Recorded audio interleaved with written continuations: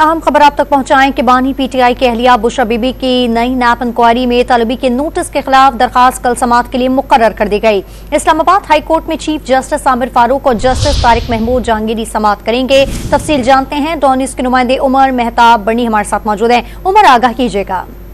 जी बिल्कुल, बानी पीटीआई और बुशरा बीबी के खिलाफ नैब की नई तहकीकात का मामला इस्लामाबाद हाई कोर्ट पहुंच गया। बुशरा बीबी ने नैब की नई इंक्वायरी में तलबी का नैब नोटिस जो है वो इस्लामाबाद हाई कोर्ट में चैलेंज कर दिया।